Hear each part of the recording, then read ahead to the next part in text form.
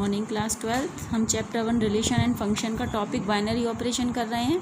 कल मैंने आपको बताया था कोई भी ऑपरेशन बाइनरी ऑपरेशन किसी सेट के लिए कब होता है और कब नहीं होता। ठीक है, अब मैंने यहाँ पर एक टेबल सी तैयार कर दी है। बाइनरी ऑपरेशन के लिए मैंने यहाँ कुछ सेट्स लिखे हैं: natural number, whole number, integer, rational number, real number, non zero real number, और उनके लिए कुछ प्लस माइनस गुणा भाग, ये जो मूल संक्रियाएं होती हैं ये द्विआधारी संक्रियाएं हैं या नहीं है। तो देखिए, नेचुरल नंबर के लिए प्लस द्विआधारी संक्रिया है, माइनस नहीं है।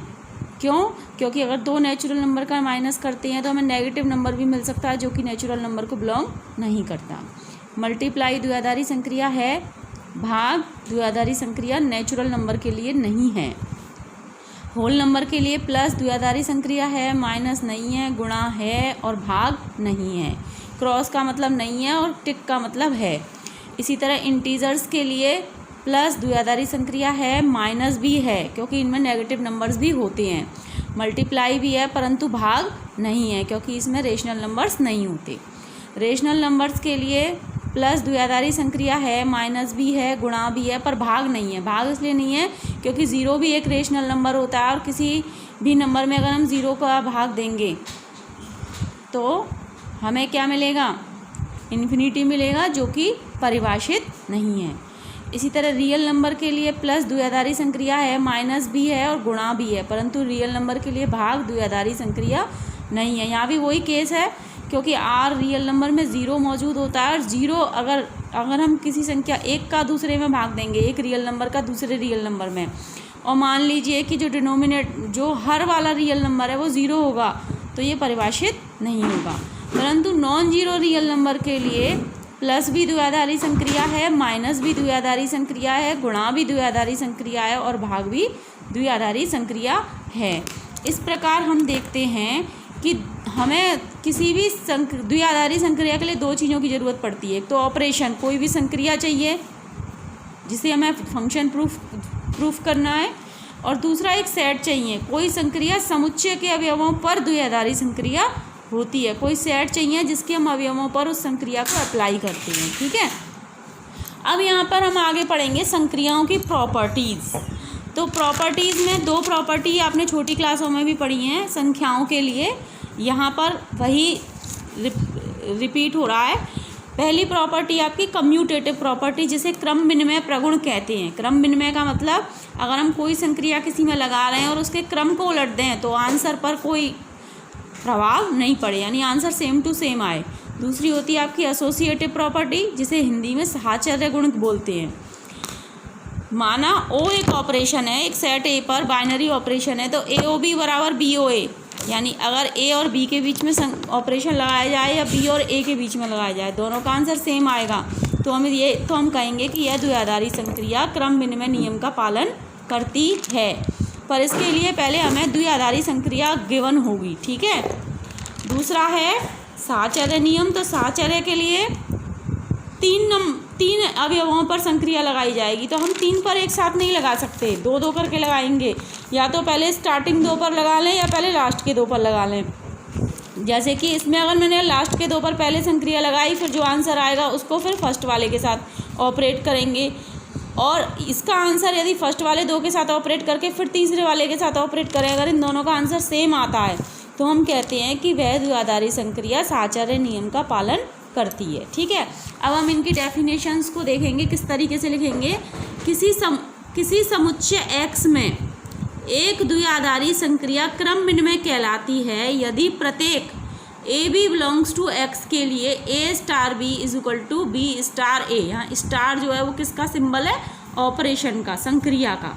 ठीक है, यदि कोई भी संक्रिया हो, यानी इस संक्रिया की डिफाइन कुछ भी हो, चाहे प्लस हो, माइनस हो, मल्टीप्लाई हो, कुछ भी हो संक्रिया, ठीक है, लेकिन इनका क्रम बदलने पर इनके आंसर में कोई चेंज नहीं आना चाहिए।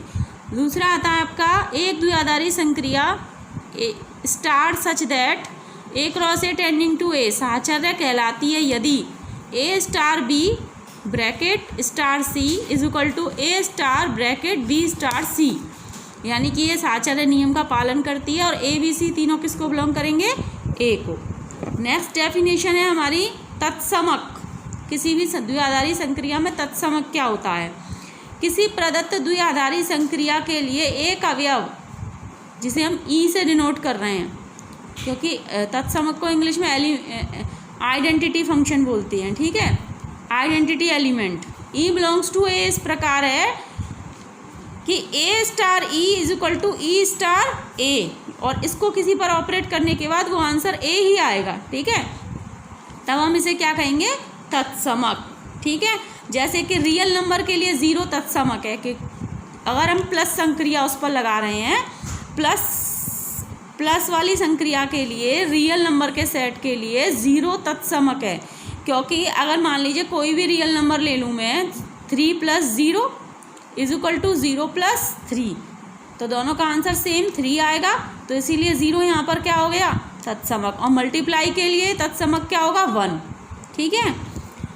लेकिन वो जो तत्समक एलिमेंट है वो उस सेट को बिलोंग करना चाहिए जिस सेट के लिए हम द्विआधारी संक्रिया की बात कर रहे हैं। जैसे कि नेचुरल नंबर में 0 नहीं होता, तो नेचुरल नंबर में प्लस संक्रिया के लिए 0 तत्समक नहीं होगा, ठीक है।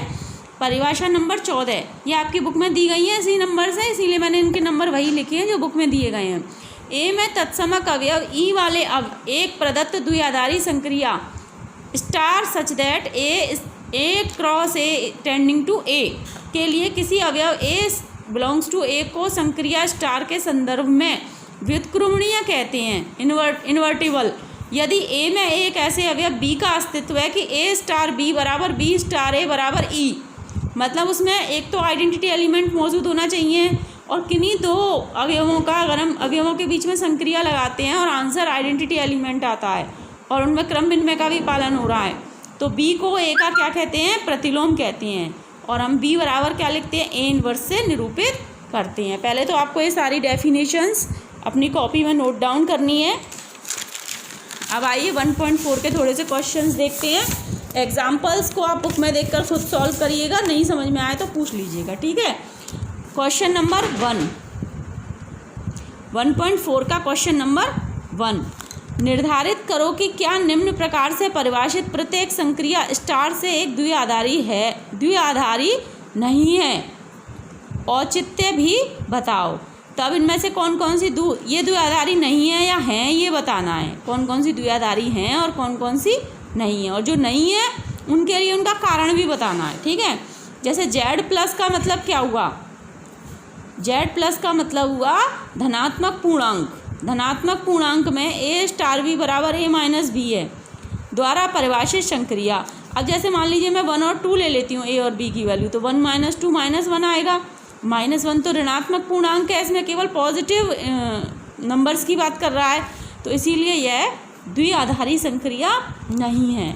इसी प्रकार Z+ में ए स्टार बी बराबर ए बी, तो ए और बी तो Z+ को ही बिलोंग करेंगे, यानी ए भी पॉजिटिव नंबर होगा और बी भी पॉजिटिव, और जब दो पॉजिटिव नंबर का मल्टीप्लाई करते हैं तो आंसर भी पॉजिटिव ही आएगा।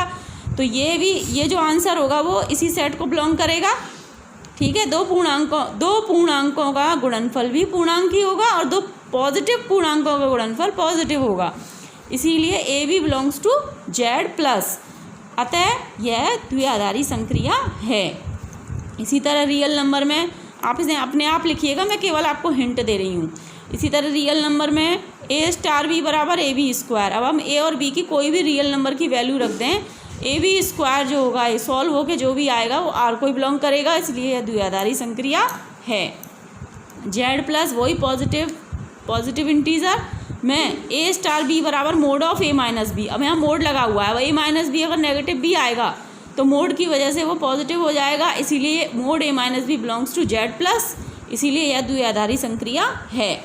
Z+ में ए स्टार बी बराबर ए द्वारा परिभाषित ए बी, इसको मैंने थोड़ा सॉल्व करके लिखने का तरीका आपको आ जाएगा, इसलिए मैंने बता दिया है 5th वाले पार्ट को, बाकी के आपको स्वयं करने हैं। Z+ का मतलब क्या हो गया? पॉजिटिव पूर्णांक, धनात्मक पूर्णांक में ए स्टार बी बराबर ए आ रहा है, यानी जो पहली संख्या वही आंसर आएगा। तो ए भी पॉजिटिव नंबर्स को बिलोंग करते हैं, तो आंसर ए आएगा, तो ए पॉजिटिव ही होगा। तो ए भी दो धनात्मक पूर्णांक है, तो ए स्टार बी बराबर है, अतः ए भी धनात्मक पूर्णांक होगा, अतः ए बिलोंग्स टू Z+, यानी जो हमारा आंसर आएगा वो भी इसी सेट को बिलोंग करता है। For all a b belongs to z plus, अतः स्टार एक द्विआधारी संक्रिया है। इस तरीके से आपको लिख के करने हैं सारे, ठीक है। फर्स्ट का एक पार्ट मैंने बता दिया है। इसी तरह सेकंड क्वेश्चन मैंने लिखा है यहाँ पर। सेकंड क्वेश्चन का जो है 6 पार्ट है, इसमें आपको द्विआधारी संक्रिया गिवन है। आपको ये बताना है कि ये द्विआधारी संक्रिया क्रमविनिमय है या और क्या साहचर्य हैं। जो है उसके लिए यस लिखेंगे, जो नहीं है उसके लिए नो लिखेंगे, ठीक है। पहले इसको प्रूफ करके दिखाएंगे कि ये क्रमविनिमय है या नहीं, ये साहचर्य है या नहीं। अब ये 1 2 3 4 5 ये 5 पार्ट्स आपको खुद करने हैं। मैंने 6 पार्ट को सॉल्व किया है। 6 पार्ट है रियल नंबर जिसमें से -1 को हटा दिया गया है।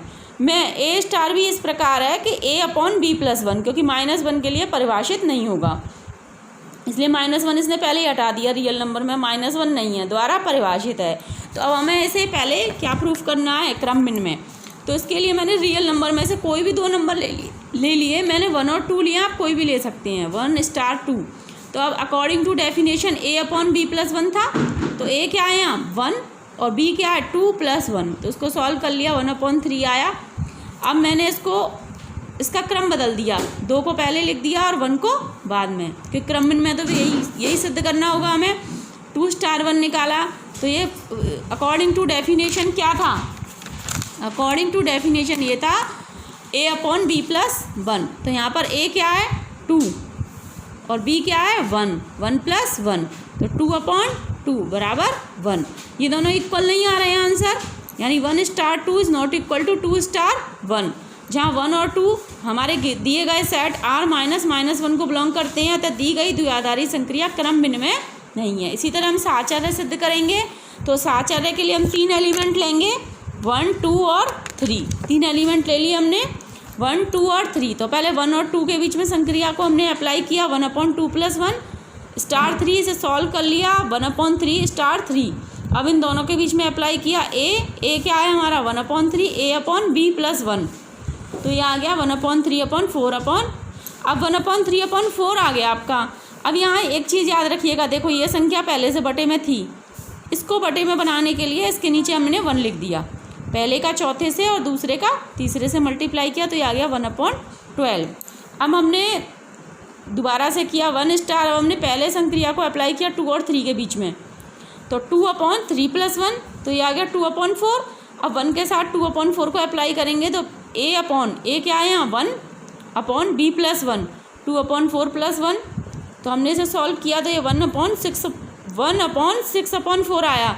तो यहाँ पर नीचे वाली संख्या पहले से फ्रैक्शन में थी, तो ऊपर वाले में 1 के नीचे 1 लिख लेंगे, पहली संख्या का चौथे से और दूसरे का तीसरे से, तो ये आ गया 4/6, तो ये हो गया 2/3। तो ये दोनों इक्वल नहीं आ रहे हैं, यहाँ 1/12 आ रहा है, यहाँ 2/3 आ रहा है। अतः यह क्रमविनिमय अतः द्विआधारी संक्रिया स्टार साहचर्य नहीं है। इसी प्रकार आप बचे हुए एग्जाम्पल्स को करिएगा।